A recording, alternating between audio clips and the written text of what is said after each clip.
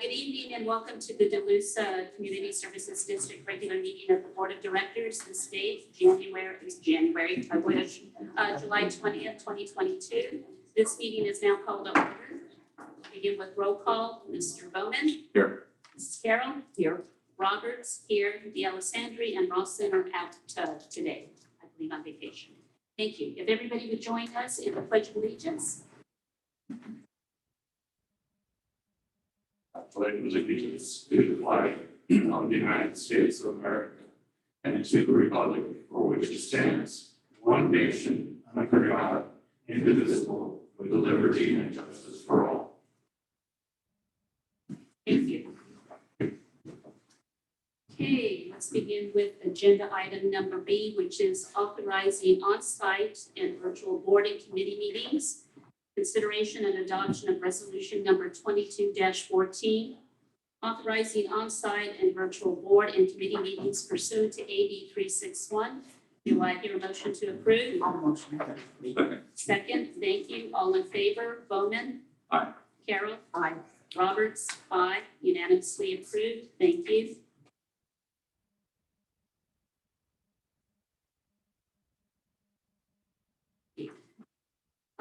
Item number C, Sheriff's Report. Deputy Perez, you have the podium. Well, good evening. Good evening. Good evening. Good evening. That long. Real quick wise, it was actually another good month. Nothing really serious occurred on the hill. You lose. The only thing that really transpired happened today, sometime this morning, a really quick synopsis of it, is that apparently this gentleman was walking up Edge California towards Duluth, our area. He got stung by some bees, so he decided to smoke them out. So he started a fire and went on the brush area, which is all basically dry. It's not good to do that. Passerby saw what was going on. They think it was right, so he pulled over, grabbed the individual, detained them, and put the fire out. And of course, we responded and everything. Cal Fire took primary honor because it's a fire. And the gentleman was booked in to jail for the violation of Penal Code 452, reckless burning, basically, what it comes down to. It's a wobbler. So with a fine from what I was told by the jail, it's $5,000 fine. So that should hopefully discourage others. It's right now. Last month we had someone trying to clear an area out with fire. Not good right now. So I would encourage you not to do that. Other than that, it's been very quiet on the hill. Traffic wise, great.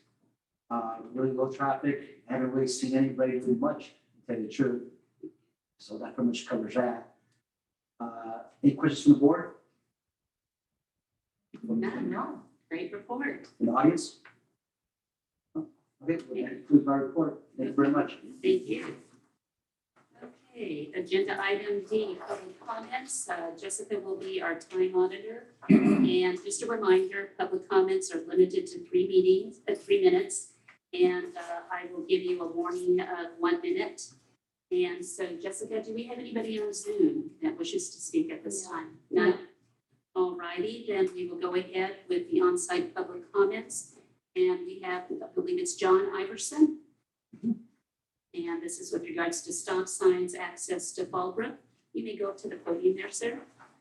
A couple of years ago, I was here in a meeting where they talked about some of the problems with the traffic along Sandia Creek with the 5,000 to 6,000 cars that were traveling between Temecula and Pendleton Fallbrook area. And the HOA/district took very effective action, put in several stop signs. And I think that along with, I think there was some contact with the app called Waze, which asked them to change their routing so that the area wouldn't be overrun with the vehicles there was, and had a very good effect for the residents of Duluth. Recently, with and as a result, I think the traffic's been way down, but more recently with the closure of Sandia Creek at the San Diego County line, there's and the the knowledge that event was approaching and would have a drastic effect on the traffic on Sandia Creek, that and would also have a drastic effect on access of Duluth residents to Fallbrook for goods and services and work, et cetera. That this appeared to me to be a couple of action items on the part of the district to make Fallbrook and Duluth accessible to each other. But also, one of the reasons that the stop signs were put in was to lower the amount of traffic and speeders. So it would appear to me that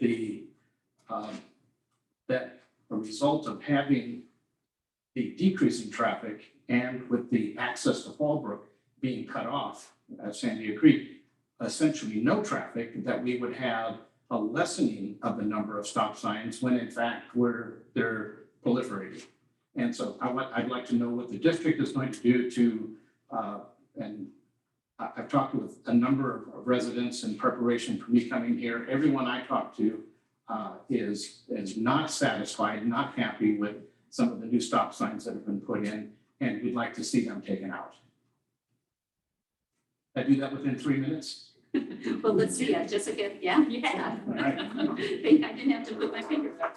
That's all I gotta say. Thank you very much for your input. Appreciate it very much. Okay, next, in terms of visitors, Eddie Rodriguez.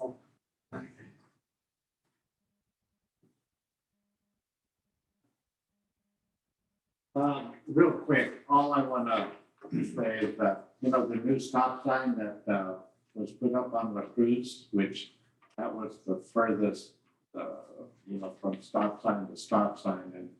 And I think it helped out for the people on La Cruz, but I guess it's been, 2 months since the stop sign went up? Probably 2 months. Yeah. And it's already been hit, 2 or 3 times? Yeah. And I was just suggesting, I'm sure you guys already thought of it, but like up on Rancho, California, you got the flashing stop sign, because at nighttime, Thursday, Friday night, I came home from Orange County late after 12. We had no street lights up there, so, it gets dark, it gets dark. And I can imagine some of them people, that one stop sign is into the asphalt in the turnout lane. So it's sticking out that far, and we were all wondering, how many cars are going to run into that at nighttime, not seeing it, And I was just suggesting with the flashing, stop sign like that with the lights to see it, because already that sign's gone down 2 or 3 times. So that's all I wanted to say. Thank you, Betty. All right. And I believe our last speaker is Rick. There you are, from Fallbrook. I came tonight just to thank all you guys for cooperation and help for getting the gate installed, for letting me come in here and do the presentations and stuff like that. The traffic up Sandy Creek has diminished considerably. I have 2 pieces of property or 3 pieces of property on Sandy Creek there. And it was just an absolute nightmare. But it is pretty much in check now. The codes will be changing probably about every 2 weeks on the road because the workers are giving the codes to the other workers and stuff like that. So we got to change those around about every 2 weeks and stuff like that. So I just kind of want to thank some of the major people, Ed, Guy, and all the committee here, and Mr. Perez and everybody else that has been supportive of getting this traffic off of Sandy Creek. And there's other ways to go from Temecula to Fallbrook. I live in Fallbrook, I support Fallbrook. And if you want to go into Fallbrook, you got the 15, you got Duluth Road. Those are county roads, those are approved roads. Sandy Creek is the private, the 2.2 miles there. So a lot of people don't understand that, but the county's approved that and brought all that up. So, but again, I just want to thank everybody. And I'm lonely, I need another job. If y'all got something else to work on, let me know. I'm more than willing to do it. I do that. Are all the clickers sent out to the people that bought them or? I don't know, you know, I don't handle that part of this deal. They want to keep me away from all that stuff, which is fine, you know? I mean, I'm more of a county guy and closer as far as the getting permits, et cetera, clerks and stuff, so. But I don't know if all the clickers have been. Who would have that information? Alma, Alma? yeah, Alma, and I have her number if you guys want that, and wrote to me, so. Yeah. Okay. They have all the information for that on their website. There's a website you can go to buy, if you're a Duluth resident. So what is it? CIDAcreek.com? CIDAcreek.org. It has all the information. Thank you for all your work. Well, yeah, it was like 5 years, I thought it was gonna be a year. How many meetings? It doesn't make any difference, we got it done, my family's safe, and everybody else is, everybody lives on Sandy Creek, I don't know anybody that doesn't approve of the gate Okay, and it's slowing the been traffic down. 2 weeks since the gates went in operation. Yes, sir. And have you had any incidents? We've had several, Several. altercations and stuff like that. I mean, I had, from our friend and a few of our neighbors over in Fallbrook over there on that side, and a few of the people on this side, they put all this public knowledge on people's names and all this kind of stuff, and people show up at your house. And I had 3 people show up, in front of my house, who were taking pictures, et cetera. So they, you don't even know how to probably not work out split for them. Thank you, Rick. Really Okay. appreciate the update. Thank you very much. God bless you guys. Thank you so Thank much. you. Appreciate it. Okay, very good. Moving on, let's see, this will be agenda item E, information only. And the following items are intended for information purposes only, which include financial statements and statement of investment policy. Directors, any questions or comments? No. Okay, then we'll move on smartly then. F, consent calendar, which include the following: minutes of the June 15, 2022 regular board meeting. Second, general fund claims for June 2022. It also includes the sheriff's special tax claims for June 2022. And there were no purchase orders. Board of Directors, any questions, comments? No. Okay, a motion to approve? Second. All in favor, Bowman? Aye. Carol? Aye. Roberts? Aye. Thank you.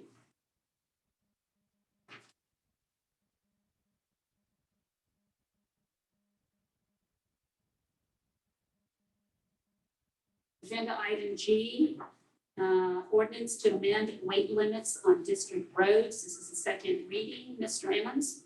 As you just mentioned, this is the second reading of ordinance 22-4, which simply clarifies that agricultural vehicles operating within the district are exempt from the weight limit.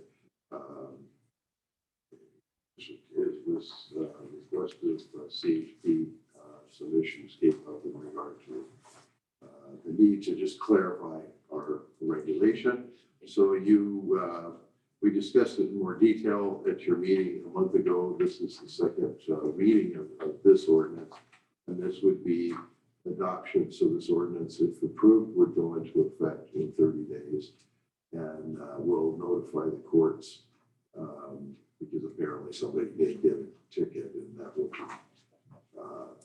resolve, that issue will be resolved by the court getting this Okay. ordinance. So Thank you. the appropriate motion is that you introduce ordinance 22-4 by title only, that further reading be waived, and that ordinance number 22-04 be adopted.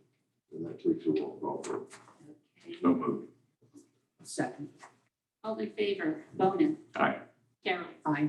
Roberts? Aye. Unanimously approved. Thank you very much.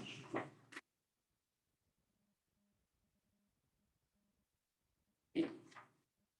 Next, agenda item H, auditing firm for the district. And Carol, you were working on that. Yes, thank you. The Finance Committee met on Monday, the 18th of July, And the main purpose of our meeting was to interview various CPA firms. We're looking for a new auditor for 3 years, for the years ending or fiscal year ending 22, 23, and 24. And we allowed each firm to present themselves for 45 minutes, and that included questions from the finance committee. And upon review, it was a unanimous decision that we would like to award the contract to Nigro and Nigro. And they are located in Murrieta, so they're nice and close. And they deal with special districts like ours. So it seems to be a very good fit. And we have two gentlemen. We have Paul Kmart and Jared Solomon from Nigro and Nigro. Would you like to say anything? We're here to meet the rest of the board members that we didn't get a chance to at the finance committee meeting. So the firm's 20 years in the valley here. We're right up here. How do you come here? Oh, he's not there. It's a great-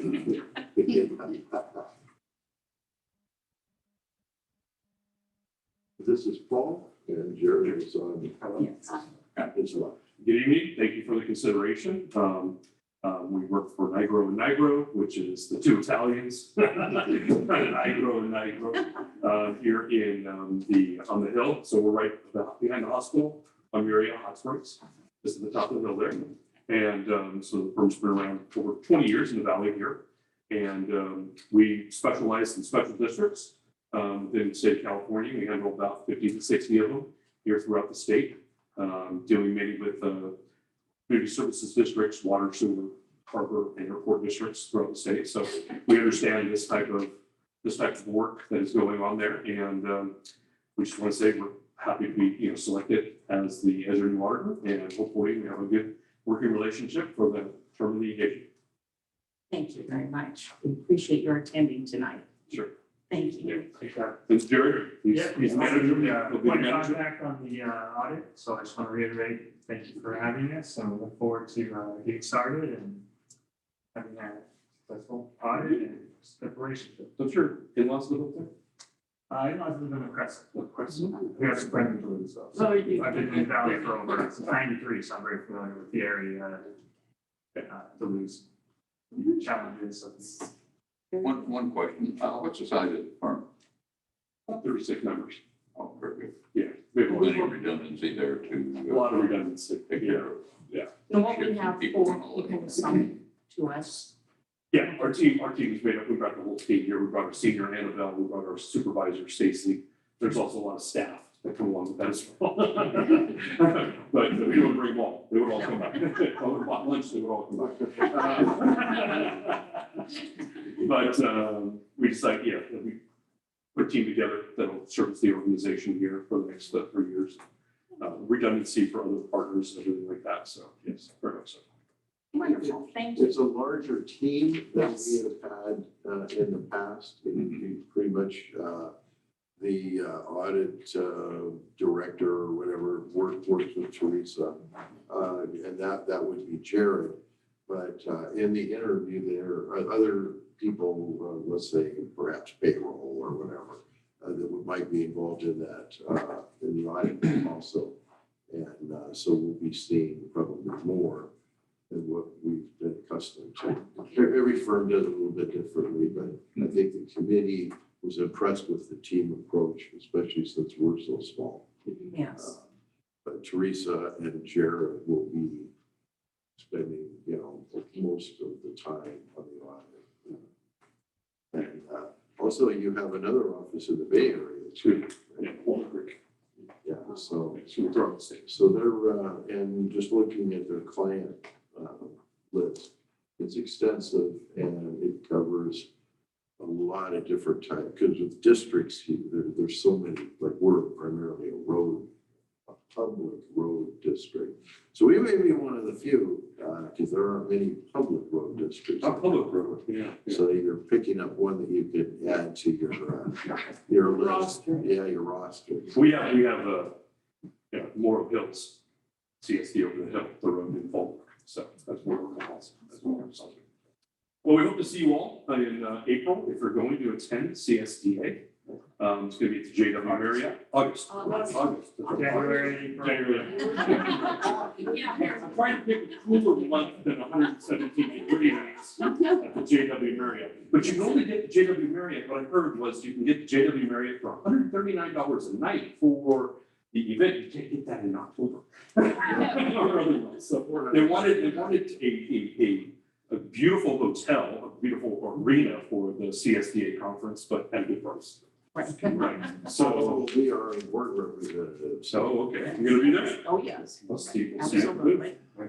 Jim and I will be there too. And word has it with BB&K. So Yeah, We'll be next to each other. exactly. Yeah. You're gold sponsor, well, no, you're platinum. Oh, you're platinum, we're gold. So. You may have a better location. Our rates are Maybe higher. hors d'oeuvres at this stage. Thank you for. Talking to you soon. Welcome, yes. All right. So, thank you very much for the consideration. Thank you. Bye-bye. Thank you very much. All right, well, it is the recommendation of the finance committee that we approve a 3-year contract with Nigro and Nigro. So moved. Okay. All in favor, Mr. Bowman?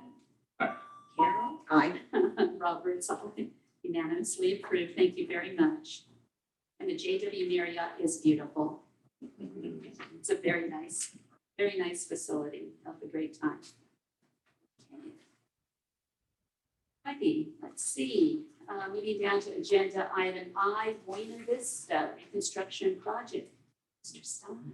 Thank you, Debbie. So as we discussed at the committee meeting, basically, with Buena Vista, just for the history, we've gotten the two, the CDFW and the Regional Water Board permits. We've had those for a while. Those are the ones that we have a strict timeline on. They just kind of, they're held to that timeline. The wild card has been the Army Corps of Engineers, which we're still fighting away with them, trying to get them. The good news is we did get an actual response about two weeks ago. They were trying to get some more information from us, so we did provide all the information they needed. But they're still taking their time on their end. Just the Army Corps had started out, and I think I mentioned this in the past. We have only one agent that handles the whole Southern California region, and it's just our luck. He was out of town for the first month when we started the project, so it's just been a rocky road with that. But we're doing all we can. We have our environmental team reaching out to them with weekly emails, and with the rainy season coming up, we're thinking, we're gonna try and find out if there's any code or anything out there that holds them to a specific timeline. It's hard because they are federal with the U.S. Army Corps rather than just a California agency. So we're going through that, but we are going to pull out whatever shot we can to try and get this done before the rainy season. But that is nearly approaching. I know we have discussed, the opportunity to potentially buy the pipes, and we mentioned this in the committee meeting. I have our construction team has reached out to a couple of pipe companies, and we're just waiting on getting estimates to them so we can see what exactly the contract language and negotiation is going to be with how we're going to handle that once that comes in. But that would be great to just have that. So if by some chance everything goes well, we do get that final approval from the Army Corps, we can just go right ahead and get boots on the ground. So that's best case scenario. That's what we can hope for moving forward. Any feedback from the selected contractor on potential impact of the rainy season? I haven't heard anything in regards to his specific language, but basically on our experience with San Diego Creek, it's just going to be a heavier rainfall, which probably is a larger pump system.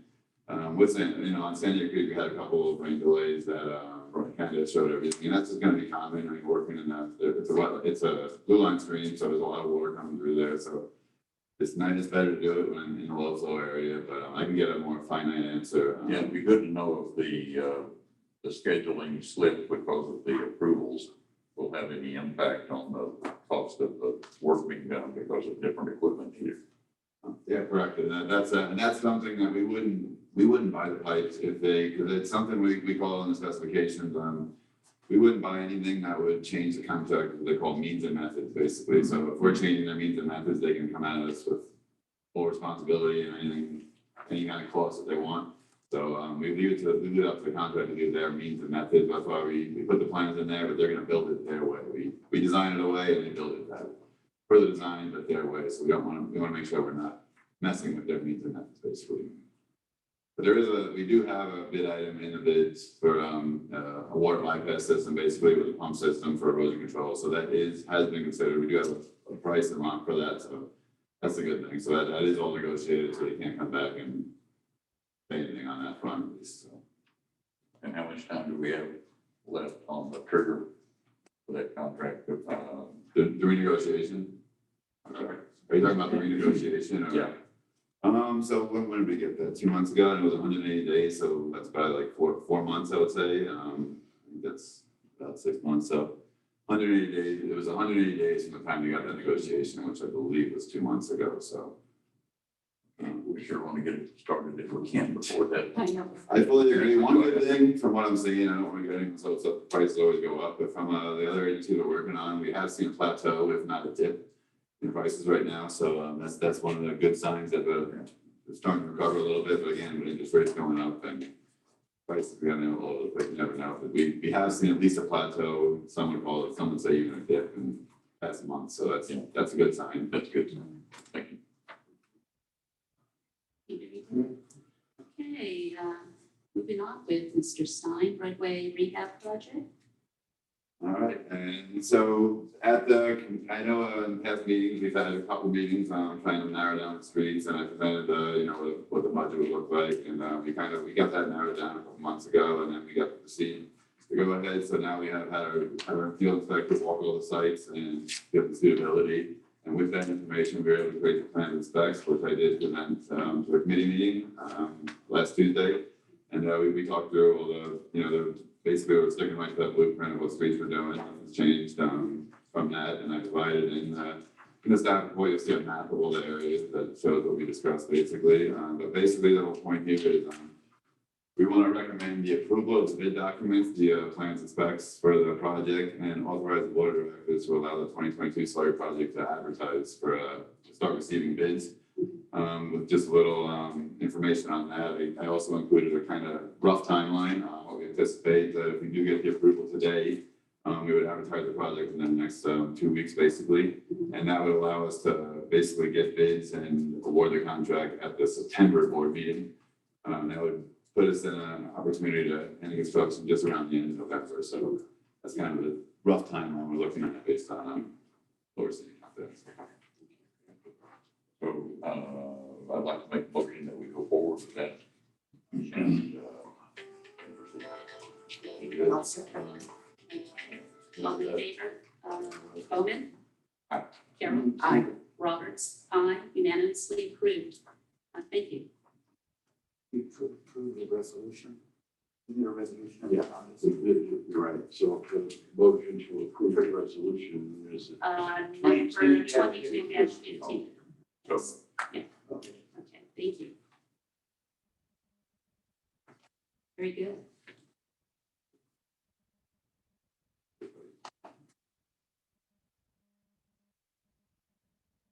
Okay. Traffic matters. Mr. Steve. Good evening. Good evening. Hello.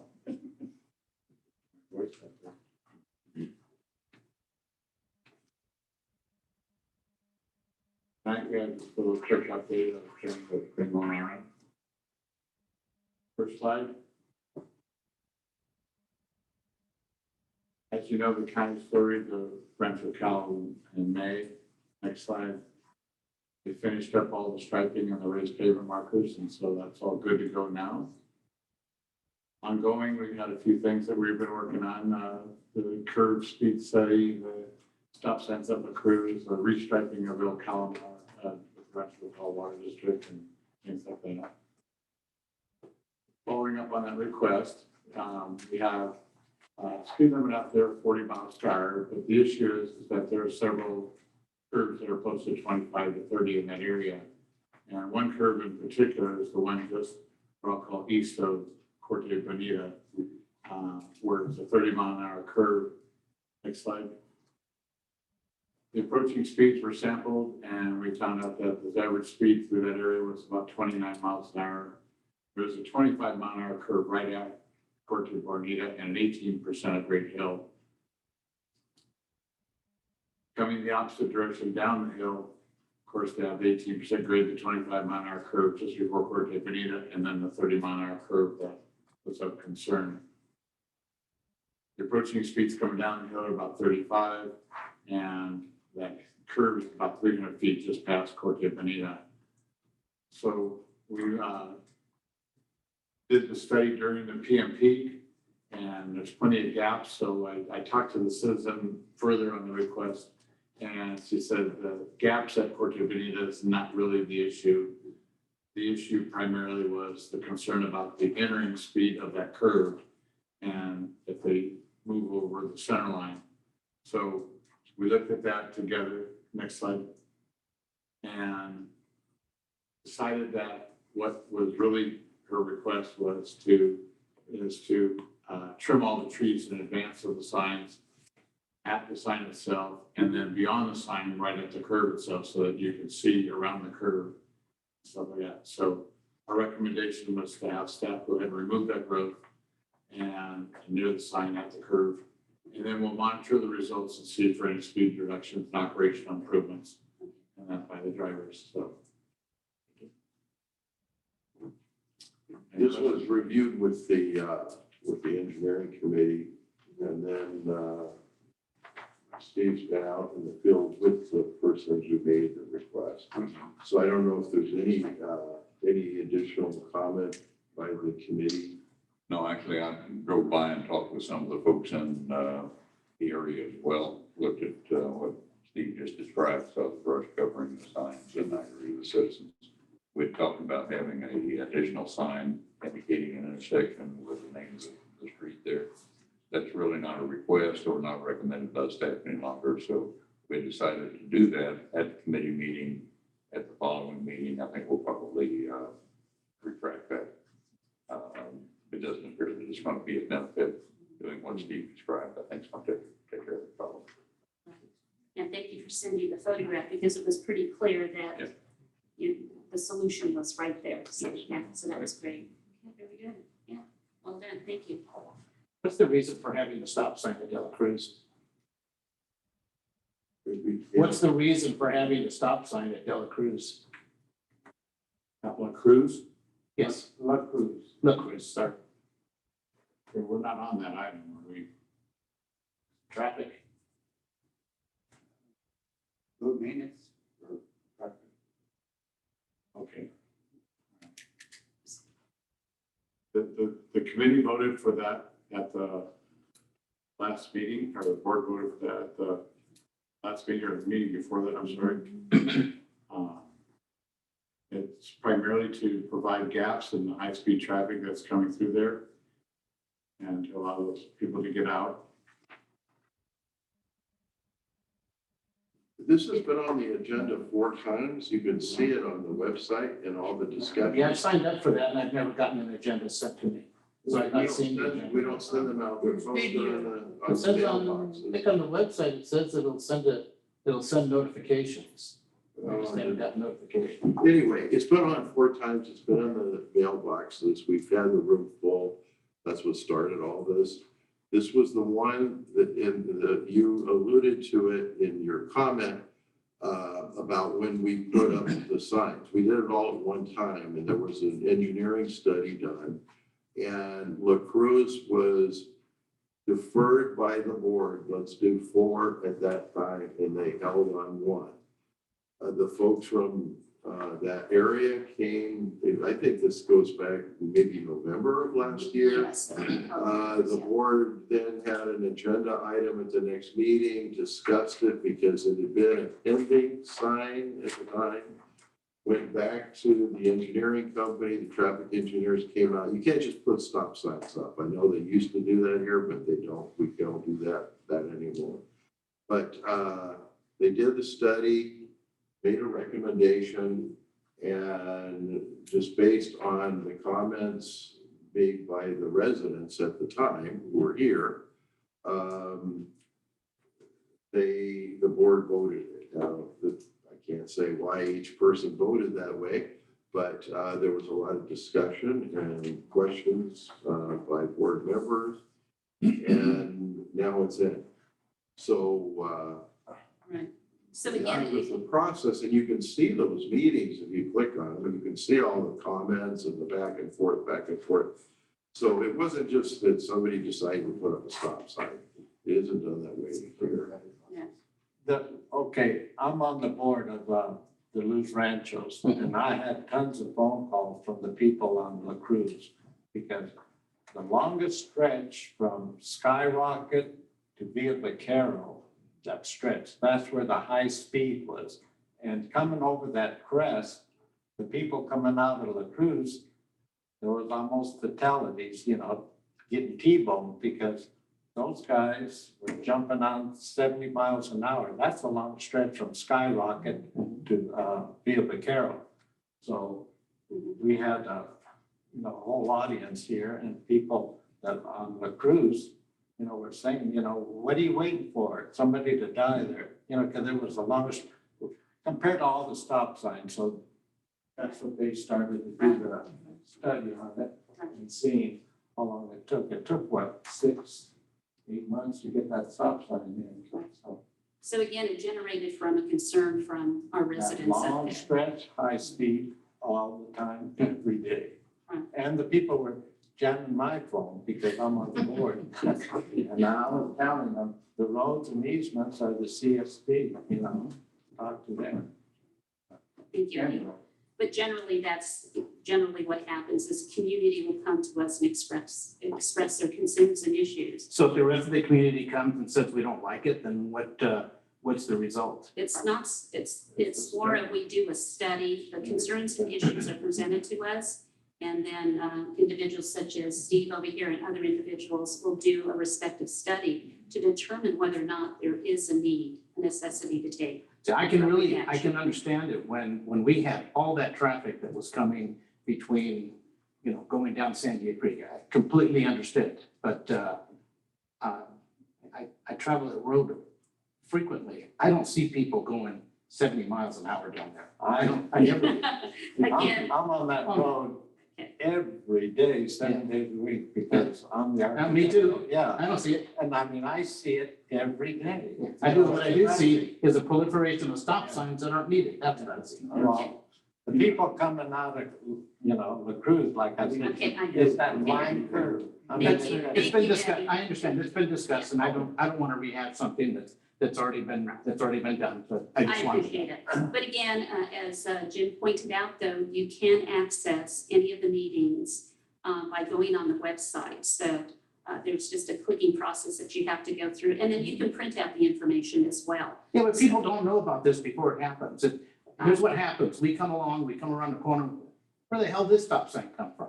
That's where we hear about it. Okay, That's what well, we see. as we've indicated, you can go on site to our website, but generally we post our agenda in terms of what the topics are. Okay. And so, and we always meet at a regular time and so forth. I think one of the important aspects of it, though, is that the decision comes following the traffic study Right. that provides the data that says what the average speeds were, Mhm. what the distance is between the intersection and the hill, how does that compare to the standards for the state for speed limits, as an example. Okay. And in this one case, the study supported the need for the sign.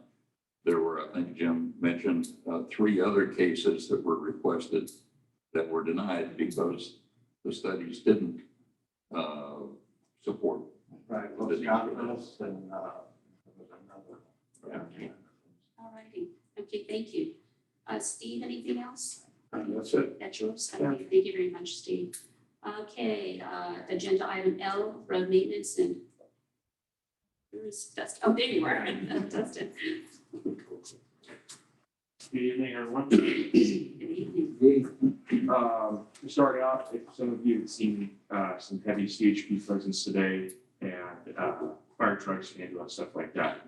There was an accident that occurred on Los Gatos earlier today. Involved a dump truck. We were on scene to clean that up, and I'll be discussing that further next month, but just to answer some of that.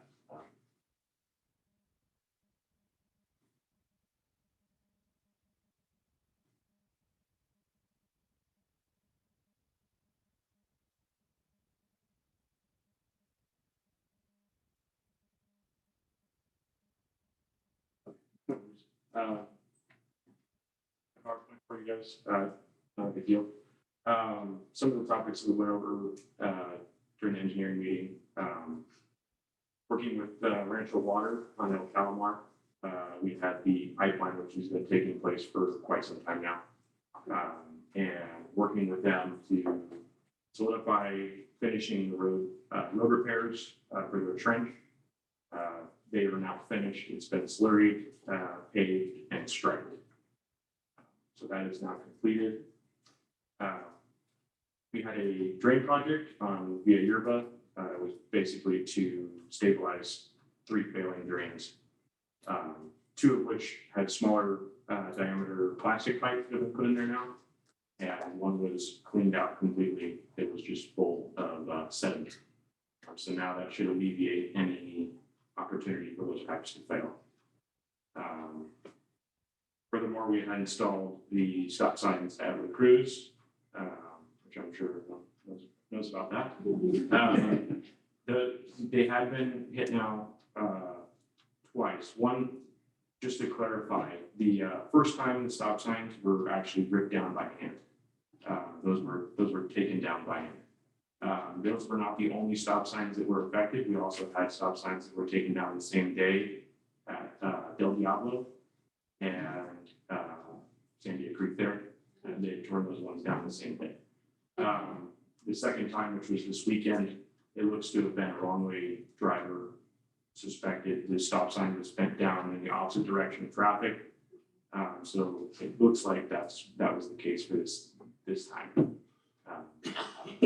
But we're monitoring it closely as best as we can. Okay. But that has been completed. The striping's been done. The signs are up. Mhm. And our duty as far as that is done. Okay, so one looks like it was potentially in terms of vandalism and another in terms of a potential accident, a truck or whatever. Yes. Okay.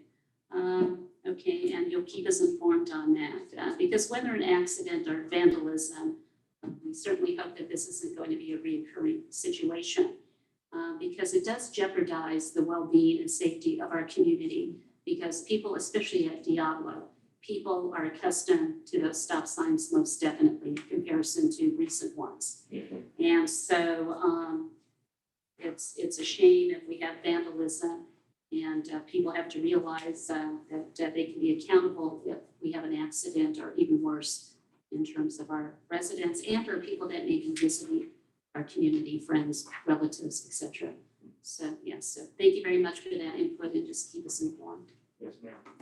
And then the final thing, looks like after a little bit of battling and being a salesman myself, it looks like we're gonna have our skids here next week. So that's, pretty happy about that. Skids. Like a piece of equipment we bought for the field.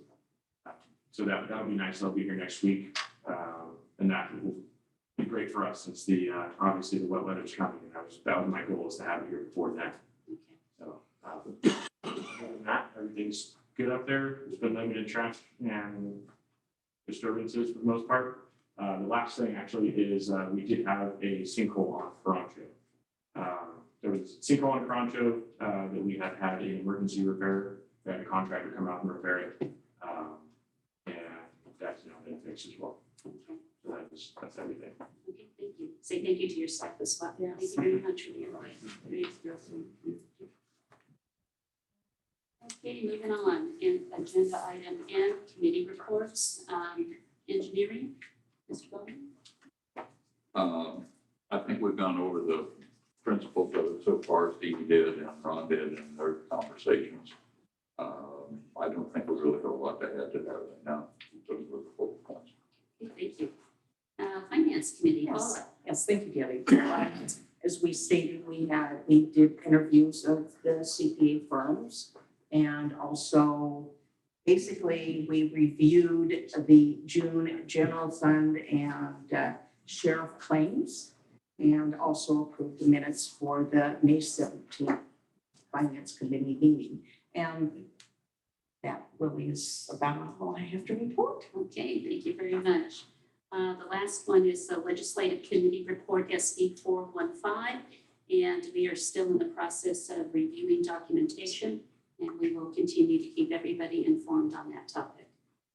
Okay. Next, General Manager's Report, Mr. Evans. Okay, just a reminder,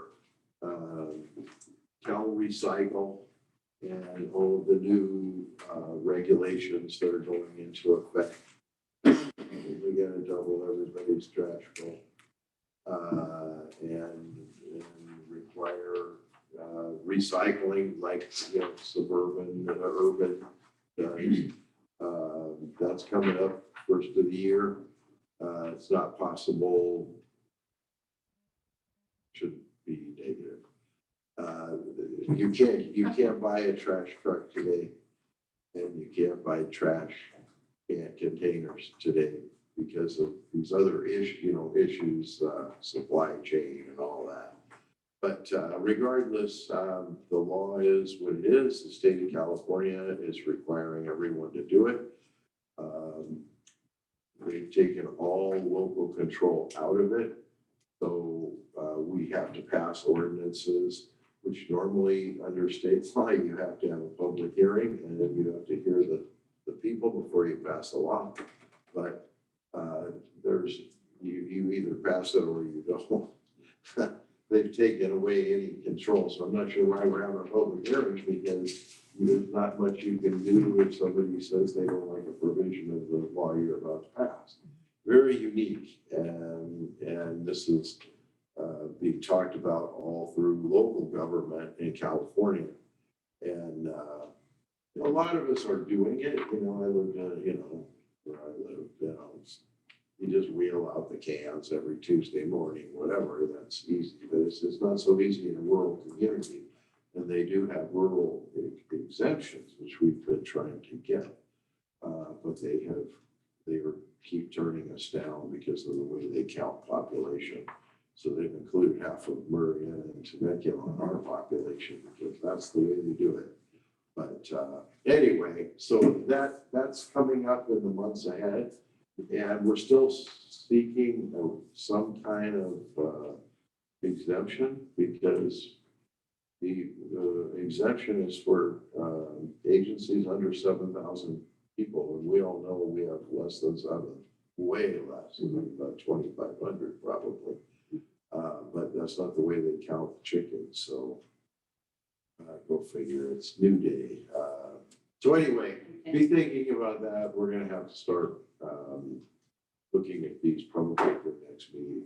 Okay. The process will take 3-4 months. Okay. And then the implementation will take a year or two, just based on what I told Kenny to get the equipment to do it. Right. So Yeah. anyway, that just kind of is a little update. Okay, thank you. And you know, we have, we didn't show it tonight, but we now have come into the modern world, the GIS system for basically managing all of our road maintenance.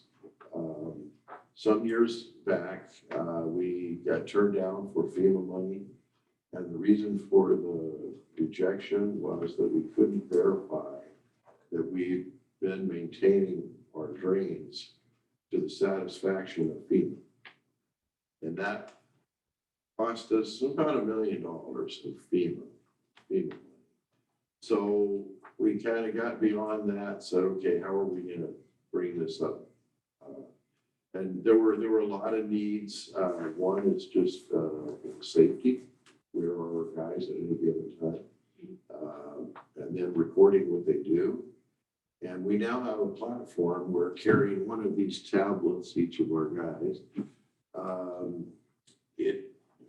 through satellite, it knows where they are. It's the same thing as it's a company called Esri. I can't remember what the ESRI stands for. They're located in Redlands. When I contacted them, because I knew that they did Uber and they did Google Maps and all that, and they put me onto the local government person. And she explained to me that we had to have somebody who would build the software for our district. And their satellites and their system would run it just like it runs Uber. And I told him we had Wildan, and she said, oh, there's a guy named Rex Miller. And he's the Wildan GIS expert. So he basically worked with Dustin, he worked with Jessica, he primarily worked with Dave and Ron, and put this together where when the guys go out to a call, so Jessica can put in, somebody called as a pothole, let's say a pothole like Horatio that came up tonight. They then respond to that location, the satellite sees them, okay, because they've got their tablet on. They take a picture of the pothole, they go do the work, and it's recording all this. Then they indicate to the system that they've completed the project. They take a picture of it. And we've got the time it was done, the date it was done, exactly where it was done, the description, which they add in when they get to their truck. And forever we know that we fixed that pothole at that time, what it looked like before and after. And then we've shown it on the screen. We didn't have it up tonight, but we can show. So the board says, so how many potholes did we fill this month? And we can just, with a few keystrokes, it'll show our map, and you'll see green dots. Those are potholes. And then if we want, we can go and we can click on one, and you can actually see the photo before and after. And then we can graph it for you, how many. So the times of the year, like let's say mowing, a few months back, how much of the staff time is dedicated to function. So potholes are a small bar, but mowing is way up. And you'll see drain cleaning is way down. But then when it comes to October, you're not gonna see a big bar for mowing, you're gonna see drain cleaning. Getting ready for the winter. Anyway, we have the system, and Esri has an annual conference in San Diego, and so I thought, well, maybe since it's so close, I'll go to that. And I turned in my application or whatever, registration, and we get a call from the lady I talked to in the very beginning. And in fact, she called Teresa or Jessica and said, he's really gonna come to this? What's this about? Anyway, the owner of Esri, Jack Dangermond, Cal Poly Pomona graduate. His dad was a nursery man in Redlands. He becomes a landscape architect from Pomona, but he starts getting into this satellite thing. Goes to the University of Minnesota, gets a master's degree, and then ends up going to Harvard for all this satellite technology stuff and formed this company. And it is just, it powers everything worldwide. But what he does is he has this conference for all the users. And he takes like CEOs of his clients. And they decided they needed the smallest CEO or the smallest client of Esri. Yes. So he invites you, there's 200 people, and it's the day before the conference. You go, and it's at the hotel next door, the Hilton or whatever. And he hosts all these people. And it was one of the most amazing experiences I've been at, because there's people from all over the world. So I'm sitting next to this guy, and he says hello, I say hello. I go, oh, where's that accent from? Glasgow, Scotland. And so we just went about the conference or the sessions or whatever, people speaking. And soon they said, well, we're gonna move over to international. And they started talking about, well, the director of GIS for the United Kingdom is so-and-so. This guy stands up and goes to the podium. And he demonstrates how they're running a lot of the systems that, like the road systems, air system, and all kinds of everything to do with the government of Great Britain. And so afterwards, I was talking to him. I said, you showed a slide. I joked with you that I was the smallest customer in this room, and you showed all the steps, and we've been working on it for 7 years. But that's exactly the steps that we followed, or Rex followed to build our system. And he goes, yeah, that's all the same. That was kind of my point, you know, that we're all different, yet we follow the same systems to achieve the same ends. But this is an amazing company, and I got to actually meet Danger Line. And he's an amazing man. He begins all of his conferences just talking. And he just, an amazing speaker. But yet, when you talk to him, he's just as normal, down to earth. And like our account manager, she got to come to this because I came. So that it's like an incentive to find one of your customers that Jack would say it's okay for him to be there. And then they get to come, so they get kind of VIP status, you know, among the people. But he knew it. Yeah, walking up, he's, you know, oh, Natalie, and he pats her on the back, and then I made sure I said how great Natalie was, so. But he said, but I know she's great, and blah, blah, blah. And they say he walks around this giant campus in Redlands, and he knows most all of his employees. But he's worth 10 to 15 billion and no debt. He and his wife own this company from the get-go. No, and when you look at like the Forbes 400 or whatever, the big his big feature of him is his company has no debt. Right, you did. So anyway, he picked up the cost for me to go to this. Oh, very nice. So that's one part of the deal. If they nominate people, if you get one of those nominations. So I got to the UK person. Well, I happen to know a lot of people in Minnesota. One of the key speakers was the Minnesota governor. And assistance was a commissioner, that's a secretary, you know, here. Governor, worked for Jesse Ventura and the prior governor. So and partway through a little conversation, he turns to his staff and goes, "You guys gotta get over here. He knows more people in Minnesota than I." So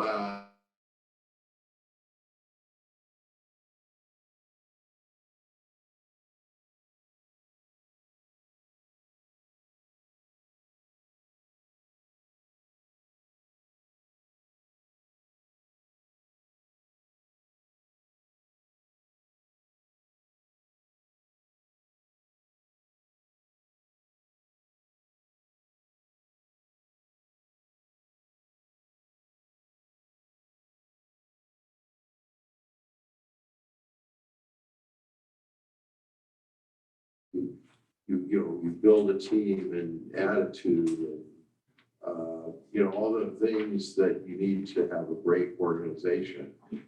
But he's got it. I was just amazed, you know. So I got the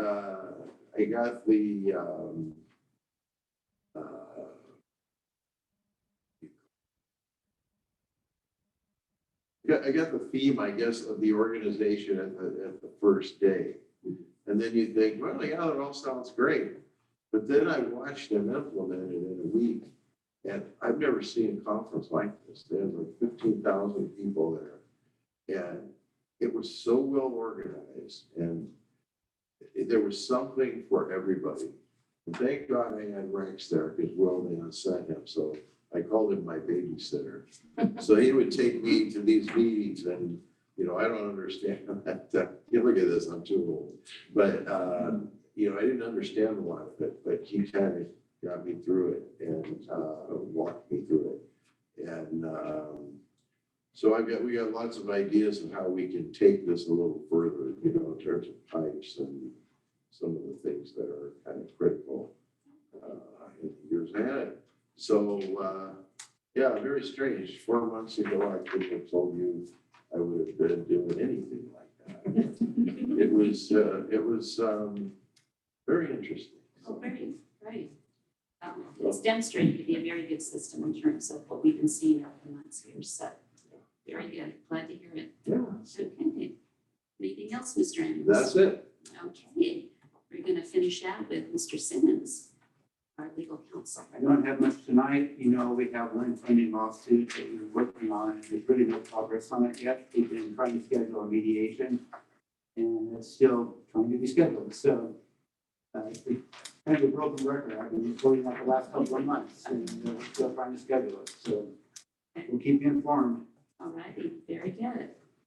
Okay, that, I believe that is everything on our agenda for this evening, and I want to thank everybody. And this meeting is now adjourned.